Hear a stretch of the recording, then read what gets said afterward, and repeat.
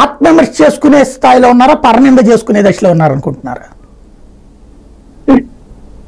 ఇక్కడ ఆత్మవిమర్శనే చేసుకోవాలి. ఇప్పటికైనా జగన్మోహన్ రెడ్డి గారు తను చేసిన తప్పేమిటో తెలుసుకొని ముందుకెళ్తే రాబోయే కాలంలో ఏమైనా మంచి రోజులు రావచ్చు. అలా కాకుండా ఇంకా ఈవీఎంల మీద అనుమానమో లేకపోతే ఇంకొక మోసం జరిగింది అంటాడు ఆయన. మోసం అంటే ఎవరు చేశారు? ఇప్పుడు ఈవీఎంలు ట్యాంపరింగ్ జరగాలి అంటే చంద్రబాబు నాయుడు వలన అవుతాదా, బీజేపీ వలన అవుతాడా? ఎలక్షన్ కమిషన్ ఎవరి కంట్రోల్లో ఉంటుంది? మిషనరీ అంతా ఎవరి కంట్రోల్లో ఉంటుంది?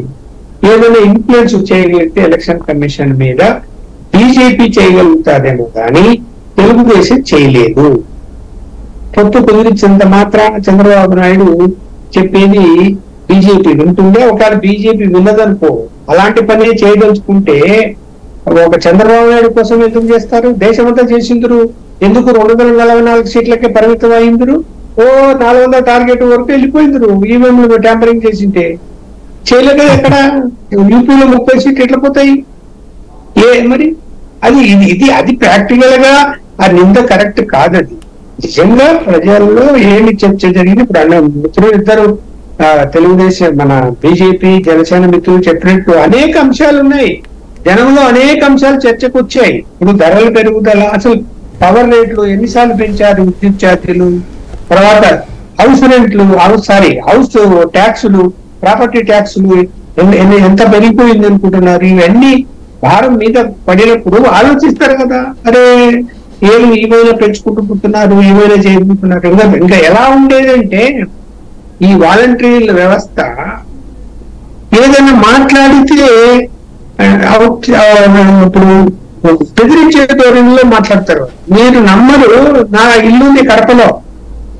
ఒక వాలంటీరు అక్కడ బాడికి ఉండే వాళ్ళకు దగ్గరికి పోయి బెదిరిస్తే వాళ్ళు భయపడి నాకు ఫోన్ చేస్తే నేను మాట్లాడితే నన్ను కూడా బెదిరిస్తాను. నేను జర్నలిస్ట్, నాకు తెలియదు. ఆ వాలంటీర్ నన్ను కూడా బెదిరిస్తుంది. ఏమిటి అసలు ఏమిట్రా లోపం రా అంటే, ఆ పక్కన ఎవరో స్థలము వెనకల స్థలం ఏదో ఉందంట. ఆ స్థలము అసలు మీకు ఎట్లొచ్చింది? ఈ స్థలము ఇక్కడ మీకు ఎవరిచ్చారు?